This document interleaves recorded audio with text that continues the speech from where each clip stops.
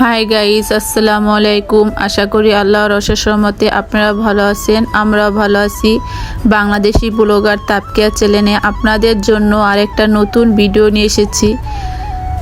কাছে এবং দূরে, দেশ এবং দেশের বাইরে যে যেখান থেকে আজকের এই ভিডিওটা দেখতেছেন সবাইকে জানাই আন্তরিক ভালোবাসা এবং অভিনন্দন।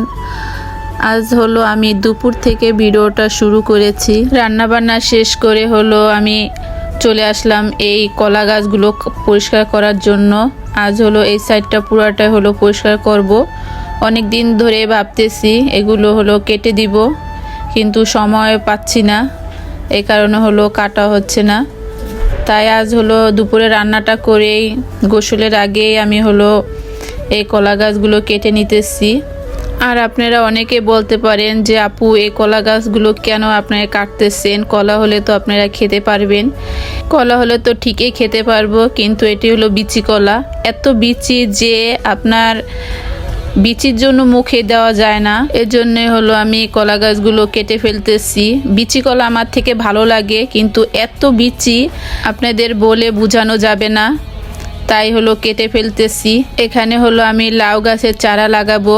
আগে হলো এই সাইডে আমি মরিচ গাছ লাগাইছিলাম, খুব সুন্দর মরিচ ধরেছিল। আর এখানে হলো আব্বু সন্ধ্যার দিকে কিছু বাজার নিয়ে আসছে, তখন আর দেখি নাই কি বাজার নিয়ে আসছে। এখন হলো এগুলো গুছিয়ে রাখবো আর দেখবো কি কি নিয়ে আসছে। এখানে নিয়ে আসছে নুডলস, ডিম, মুড়ি, টোস্ট বিস্কুট আর এক বস্তা চাল। আর হলো আমি এখন ডিমগুলো হলো গুছিয়ে রাখবো। আর দেখতেছি যে ডিম কয়েকটা মনে হয় ভেঙে গেছে, দেখেন ভেঙে কি অবস্থা। অন্য সব ডিমগুলো হলো ভাঙা ডিমের সাথে মেখে গেছে। আর এগুলো দেখে খুবই হলো খারাপ লাগতেছে, আর ওর আব্বুর উপরে হলো খুবই জিদ হইতেছে। সে হলো ডিমগুলো সাবধানে আনলে এ ধরনের ক্ষতিটা আর হইতো না। এখানে মনে হয় 3টা ডিমে নষ্ট হয়ে গেছে। আর দ্রব্য মূল্যের দাম যে হারে বাড়ছে, এতে করে যদি কোনো জিনিস নষ্ট হয় খুবই খারাপ লাগে। এখন আমি এই ভাঙা ডিমগুলো হলো ফেলে দিব, আর উইগুলো হলো সব সুন্দরভাবে ধুয়ে ফ্রিজে রেখে দিব। এই যে দেখেন এখানে আরেকটা ডিমও হলো ফেটে গেছে, এটা হলো আমি আলাদাভাবে রেখে দিলাম, সকালে হলো ছেলেকে ভেজে দিব।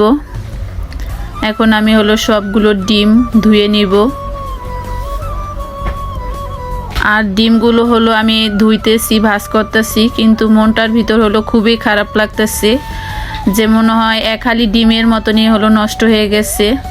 আর 2টা ডিম হলে আমাদের একদিন হলো হয়ে যেত, যেহেতু আমরা 3জন মানুষ, মেয়ে হলো ছোট, মেয়েকে আর ধরলাম না। 3জন মানুষের 6টা ডিম ভালোই একদিন তরকারি হয়ে যেত। আর এখন হলো ডিমের হালি 50 টাকা করে।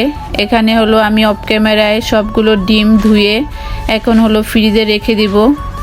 যেহেতু এক কাছি ডিম আনছে, এখানে হলো সবগুলো ধরবে না, যেগুলো হলো এখানে রাখবো, আর বাদবাকিটি হলো ব্যাগে করে হলো ফ্রিজের মধ্যে রেখে দিব। প্রথম থেকে এই পর্যন্ত যে আপুরা আমার ভিডিওটা ধৈর্য সহকারে দেখতেছেন, কিন্তু একটা লাইক করতে ভুলে গেছেন, প্লিজ আপুরা আমার ভিডিওটা প্রথম থেকে শেষ পর্যন্ত দেখে একটা করে লাইক এবং ভিডিও রিলেটিভ একটা করে কমেন্ট করে যাবেন। আপনাদের একটি লাইক কমেন্ট আমাদের ভিডিও করার জন্য অনেক উৎসাহিত করে। এই কাজটা অলরেডি যারা করে দিয়েছেন তাদেরকে অসংখ্য ধন্যবাদ। আর যারা এখনও করেন নাই, প্লিজ আপনারা একটা করে লাইক দিয়ে যাবেন। এই যে এখানে হলো আমার ডিমগুলো গুছানো শেষ। তারপরে চলে আসলাম হলো গরম পানি করার জন্য। এখানে আমি হলো গরম পানি করে নিতেছি, ফ্লাক্সের মধ্যে ভরে রেখে দিব। এই যে দেখেন আমার গরম পানি হলো গরম হয়ে গেছে। এখন আমি হলো ফ্লাক্সের মধ্যে পানিগুলো ঢেলে নিব। পানি ঢালা শেষ হয়ে গেলে আমি হলো একটু রং চা বানাবো, লং, এলাচ আর দারচিনি দিয়ে। আর ঠান্ডার সময় এই লং, এলাচ, দারচিনি দিয়ে চা খেতে কিন্তু খুবই ভালো লাগে, এতে করে গলাটা খুব আরাম পাওয়া যায়। এখানে দেখেন চায়ের পানিটা হলো ফুটে গেছে, আমি এর মধ্যে চা পাতি দিয়ে দিলাম। আর তো ওর আব্বু হলো বিস্কুট নিয়ে আসছে, সেগুলো দিয়ে হলো সন্ধ্যা না ভালোই রাত হয়ে গেছে। আর আমার হলো বাজারগুলো গুছাতে বেশ টাইম লেগে গেছে, আর ডিমগুলো ভাঙার কারণে আরও বেশি সময় লাগছে। এখানে আমার চা হয়ে গেছে, আমি হলো সেঁকে নিতেছি। আর আমার মতন কে কে আছেন যে সন্ধ্যায় রং চা খেতে খুব পছন্দ করেন, অবশ্যই কমেন্টে জানাবেন। আর আমার কিন্তু দুধ চা থেকে রং চাটাই বেশি পছন্দ, আর মাঝে সাঝে হলো দুধ চা খাই, বেশিরভাগই হলো রং চাটা খেতে পছন্দ করি।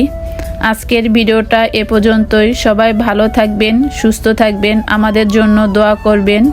পরবর্তী ভিডিও দেখার জন্য আমন্ত্রণ রইল। আল্লাহ হাফেজ। আসসালামু আলাইকুম।